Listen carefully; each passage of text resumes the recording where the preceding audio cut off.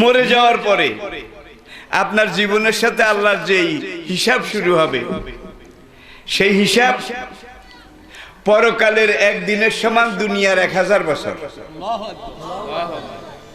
লাবিসিনা ফিহা আহকাবা, সূরা নাবার এই আয়াতের তাফসিরে মুফাসসিরিনে কেরাম লিখেছেন, বিনা ওজরে ইচ্ছা করে হেলায় খেলায় অলসতা অবজ্ঞা করে যে ব্যক্তি এক ওয়াক্ত নামাজ কাজা করেছে বিনা ওজরে, ওজর হলে কিন্তু কাজা করা যাবে। আল্লাহ রাসূল খন্দকের যুদ্ধের সময় 4 ওয়াক্ত নামাজ কাজা করেছিলেন। বেলাল এসে বলেন, আসসালাহ সালাহ ইয়া রাসূলুল্লাহ, হুজুর নামাজ নামাজ নামাজ। দয়াল নবী বললেন, আফেরু, আগে মাটি কোড়ো, আগে খন্দক খোদো। দেখছেন কারবার, যে নামাজের ওয়াক্ত আমিও তো দেখতে পাচ্ছি, এখন নামাজের চাইতে খন্দক এটার গুরুত্ব বেশি। পড়েন সুবহানাল্লাহ। সাইয়েদনা বেলাল রাদিয়াল্লাহু তাআলা আনহু চলে গেলেন। 1000 সাহাবা সবাই মাটি কাটছেন। আল্লাহ রাসূল 5 জনের সমান মাটি একা কাটছেন। আসরের আজান হয়ে গেল। বেলাল রাদিয়াল্লাহু তাআলা আনহু আবার এসে নবীজির কাছে এসে বললেন, আসসালাহ ইয়া রাসূলুল্লাহ, ওগো আল্লাহর রাসূল নামাজ নামাজ। হুজুর এবারও বললেন, আফেরু, নামাজ, আরে মাটি কাটো। বুখারী কিতাবুল মাগাজি। গেল আসর, মাগরিবের আজান হলো, কিন্তু হুজুর মাটি কাটা, সাহাবারাও মাটি কাটছেন, হুজুরও কাটছেন। সাইয়েদনা বেলাল রাদিয়াল্লাহু তাআলা আনহু আবার এসে বললেন, আসসালাহ ইয়া রাসূলুল্লাহ, হুজুর নামাজ নামাজ। হুজুর এবারও বললেন, আহফেরু, আরে মাটি কাটো। একদিকে খন্দক খোদা হচ্ছে, মাটি কাটা হচ্ছে, আরেকদিকে হুজুর আর্মি ইন্টেলিজেন্স, সেনা গোয়েন্দা তাদেরকে পাঠিয়ে খবর নিচ্ছেন কুরাইশ বাহিনী কদ্দূর এসেছে, ওরা কতটুকুন দূরত্বে আছে, ওদের হাঁটার গতি চলার গতি ঘন্টায় কত, এটা হুজুর হিসাব করেন। আবার খন্দকে এখনো যেই মাটি কাটার বাকি আছে, এই সময়ের ভিতরে ওরা আসার আগে এই মাটি কেটে পুরা খন্দক খুঁড়ে ফেলতে হবে।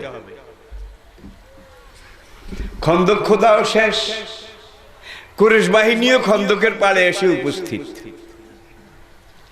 মনে করেন মাঝখানে যদি এই 4 ওয়াক্ত নামাজের জন্য সময় বের করা হতো, তাহলে কিন্তু মাটি কাটা শেষ হইতো নাকি? শেষ হইতো, কিছু মাটি থেকে যেত এবং এখান দিয়ে দুশমনরা মদিনায় ঢুকে যেত, ঠিক কিনা বলেন? যার জন্য আল্লাহ রাসূল তিনি ফরজ নামাজ পর পর 4 ওয়াক্ত মুলতবি করেছেন এবং বলেছেন এই সময় ফরজ নামাজের চাইতে খন্দক খোদা এটা বেশি জরুরি। তাহলে হুজুর প্রয়োজনে নামাজ কাজা করেছেন, মুলতবি করেছেন, কিন্তু বিনা প্রয়োজনে মুয়াজ্জিন ডাক দেয় আসসালাতু খায়রুম মিনান নাউম, আর আপনি লেপ কাতা টেনে টেনে গায়ে দেন, এখানে কোনো ওজর নাই। এরকম আছে কিনা মানুষ?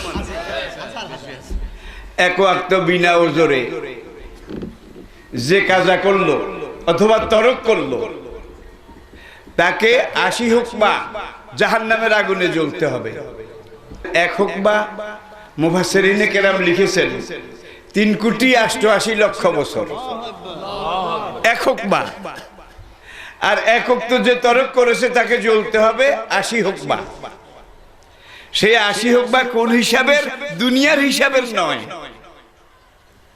দুনিয়ার 1000 বছরের সমান, সেখানের একদিন।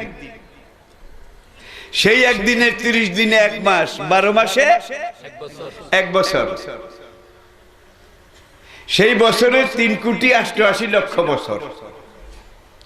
এটাকে আমরা দুনিয়ার সাথে মিলাই হিসাব করলে আমাদের মাথা গরম হয়ে যাবে।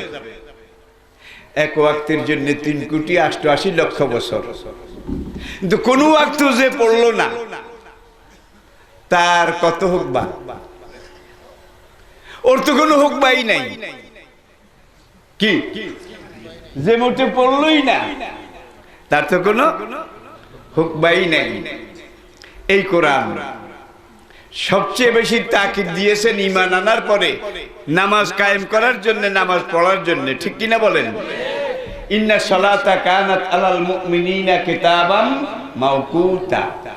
দিনে রাতের কয়েকটা নির্ধারিত সময়ে আল্লাহ রাব্বুল আলামিন মুমিনদের উপরে নামাজ পড়া ফরজ করে দিয়েছেন। পড়েন আলহামদুলিল্লাহ। বুখারী, মুসলিম, তিরমিজি, আবু দাউদ, ইবনে মাজাহ, সুনানে নাসাই, এমনকি মিশকাত হাদিসের মধ্যে এই হাদিসটা আছে, লা ইয়াবকা মিনাল আরদি বাইতে মাদারিন ওয়ালা আবারিন ইল্লা আদখালাহুল্লাহু কালিমাতাল ইসলাম। কিয়ামতের আগে এমন একটা সময় আসবে যে সময় দুনিয়ার এক প্রান্ত থেকে আরেক প্রান্ত পর্যন্ত প্রত্যেকটা পাকা ঘর, কাঁচা ঘর, প্রত্যেকটা ঘরে আল্লাহ পাক ইসলামের বিপ্লবী দাওয়াত পৌঁছায় দেবেন। আল্লাহু আকবার। বেজাজিজিন অবিজাল্লে জালিলিন। যারা এই দাওয়াত গ্রহণ করবেন আল্লাহ তাদের ইজ্জত বাড়ায় দেবেন, আর যারা এই দাওয়াত প্রত্যাখ্যান করবে আল্লাহ তাদেরকে দুনিয়াতেও বেইজ্জত করবেন, আখিরাতেও বেইজ্জত করবেন। তাহলে সময়টা কিন্তু এখন সবচেয়ে ঝুঁকিপূর্ণ। পুরা দুনিয়াতে যে অবস্থা চলছে এতে বোঝা যায় দুনিয়ার হায়াত কিন্তু শেষ, একেবারে শেষ পর্যায়ে। বাইতুল মাকদাস ইহুদিরা দখল করবে, করেছে। আর এই যুগের ফেরাউন ও ফিরাউনা জিল আওতাদ আল্লাযিনা তাগাউ ফিল বিলাদ। ফেরাউনের কথা তোমরা একটু মনে করো। যেই ফেরাউন তার যুগে জোরপূর্বক দুনিয়ার বিভিন্ন দেশ, বিভিন্ন এলাকা দখল করেছে, এই যুগের ফেরাউন বোধহয় দখল করে না, করে নাই। তাহলে ফাকসারু ফিহাল ফাসাদ, দখল করার পরে সেখানে ফিতনা, ফাসাদ, খুন, ধর্ষণ, লুটতরাজ, সব রকমের মানবতা বিরোধী কাজ করবে। ফাসাব্বা আলাইহিম রাব্বুকা সাওতা আযাব। এরপরেই আপনার রব তাদের উপরে আযাবের দোররা নিক্ষেপ করেছেন। ইন্না রাব্বাকা লাবিল মিরসাদ। আপনার রব আযাবের লাঠিটা এইভাবে কুদরতি হাতে নিয়ে তুলে ধরে রাখছেন, যে বেশি বাড়াবাড়ি করবে তার মাথায় আঘাত করা হবে। এই যুগের ফেরাউন ট্রাম্প, সে জেরুজালেমকে ইহুদিদের ইসরায়েলের রাজধানী হিসাবে স্বীকৃতি দিয়েছে। দুনিয়ার কোন মুসলমান একজনও এটাকে মানে না, আমরাও মানি না। আমরা এটাকে থুথু নিক্ষেপ করি, আমরা এটাতে লাথি মারি। আমরা সারা দুনিয়ার মুসলমান মিলে বাইতুল মাকদাস সব নবীর কেবলা, আমাদেরও একটা নির্ধারিত সময়ের কেবলা। আমার নবীর মেরাজ এই মসজিদ থেকে হয়েছিল, ঠিক কিনা বলেন? সুতরাং ইনশাআল্লাহ আমরা বাইতুল মাকদাস উদ্ধার করবই করব। রাজি আছেন? হাত দেখান। রাজি আছেন? রাজি আছেন? তাহলে বুঝা গেছে একটা জিনিস, বুঝা গেছে, সেটা হলো শুধু মুসলমান নয়, ইসরায়েলের প্রেসিডেন্ট নেতানিয়াহু সে ব্রিটেনে আসবে, তারিখ হয়েছে। ব্রিটেনে শুধু মুসলমান নয়, খ্রিস্টান, অন্যান্য ধর্মাবলম্বী তারাও এটার বিরুদ্ধে মিছিল করেছে যে ট্রাম্পকে ব্রিটেনে আসতে দেওয়া হবে না। তাহলে বুঝা গেল শত বাধা বিপত্তি, শেক্সপিয়ারের উক্তি, হাজারো ঝড় ঝঞ্ঝা, বাধা বিপত্তির মধ্য দিয়েও ধর্মের প্রতীক, ধর্মের বাতি চিরকাল জ্বলছে এবং কিয়ামত পর্যন্ত জ্বলবে। ঠিক কিনা বলেন? এবারে আমরা কোরআনে ফিরে আসি। যে কোরআনে ফিরে আসার আগে আপনাদেরকে আর একটা কথা বলা আমি জরুরি মনে করি। আর সেই কথাটা হলো, কোরআন যতদিন দুনিয়াতে আসে ততদিন কিয়ামত হবে না। পড়েন আলহামদুলিল্লাহ। এমন একদিন আসবে মানুষ রাতের বেলা গিয়ে ঘুমাবে, মানুষকে ঘুমে রেখে ঘুমন্ত অবস্থায় মদিনার কোরআন, মদিনার নবীজির রওজায় গিয়ে আশ্রয় গ্রহণ করবে। দুনিয়াতে দিস্তায় দিস্তায় রিমে রিমে কোরআনের জায়গায় সাদা কাগজ পড়ে থাকবে, অক্ষর একটাও থাকবে না। সকালবেলা আপনি নামাজ পড়বেন, এখন আপনার সূরা ফাতিহা মনে নাই, যত চেষ্টা করবেন মনে করতেও পারবেন না। আপনি দৌড় দিয়ে হাফেজ সাহেবের কাছে যাবেন, যে ভাই হাফেজ সাহেব, আমি তো দুনিয়াতে 30 পারা কোরআনের হাফেজ হিসাবে আছি, জীবনের কত অনুষ্ঠানে কতভাবে কোরআন আমি মুখস্থ পড়েছি, এই রাতে আমার কি একটা শক্ত রোগ বিমার হয়েছে, আমার সিনা থেকে আমার বুক থেকে পুরা কোরআন একটা আলিফ থেকে ইয়া পর্যন্ত সব ধুয়ে মুছে পরিষ্কার হয়ে কোথায় যেন চলে গেছে। আলেম সাহেব দয়া করে আমাকে কোরআনের সূরা ফাতিহাটা একটু স্মরণ করিয়ে দিন, মনে করিয়ে দিন। আলেম সাহেবের টনক নড়বে, চমক ভাঙবে। আলেম সাহেব মনে করার চেষ্টা করবেন কিন্তু মনে করতে পারবেন না। আলেম সাহেব বলবেন, আল্লাহর কসম আমারও তো মনে নাই। এইবার আপনি আলেম সাহেব দুইজন মিলে মসজিদে যাবেন, যেখানে থরে থরে কোরআন সাজানো আছে। মসজিদে আসে না, কিন্তু কেউ তেলাওয়াত করে না, ধুলাবালি পড়ে আছে। ঠিক কিনা? ঠিক কিনা বলেন? মসজিদে গেলে কোরআনের একটু হক আছে। আপনি 3টা আয়াত হইলো পড়তে কি বেশি সময় লাগে না? আমার ওই মাঠের কাজ রয়েছে, আমার ওই কাজ রয়েছে, এই কাজ রয়েছে। আপনি এই তাগাদা দুনিয়ার কাজ এটা দেখাইয়া মসজিদে গিয়ে একটু কোরআনটা খুলে দেখারও ফুরসত পান না। রিজিকের মালিক কে? জোরে বলেন। আপনি মসজিদে কোরআনের সাথে সম্পর্ক করার জন্য যদি 3টা মিনিট 5টা মিনিট সেখানে কাজে লাগান, আল্লাহ বোধহয় রিজিকের এই ময়দানে এটা আপনাকে পোষাই দিতে পারবেন না। ইন্নাল্লাহা হুয়ার রাজ্জাকু যুল কুওয়াতিল মাতিন ওয়া তারযুকু মান তাশাউ বিগাইরি হিসাব কুল মা ইনদাল্লাহি খায়রুম মিনাল লাহবি ওয়া মিনাত তিজারা আল্লাহু খায়রুর রাযিকিন ওমা মিন দাবাতিন ফিল আরদি ইল্লা আলাল্লাহি রিজকুহা। দুনিয়ার সব জীবের রিজিকের চাবিকাঠি কার হাতে? জোরে বলেন, কার হাতে?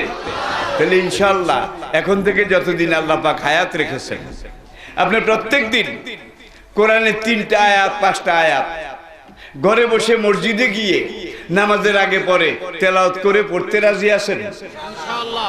খালি কোরআনের আয়াত পড়লে যে সওয়াব আপনি পাবেন, বাংলা তরজমা তাফসীর সহ মসজিদে আছে, প্রত্যেক মসজিদে আছে। আপনি 3টা আয়াত যদি তরজমা তাফসীর সহ আপনি তেলাওয়াত করেন, আল্লাহ আপনাকে 10 গুণ বেশি সওয়াব দান করবেন।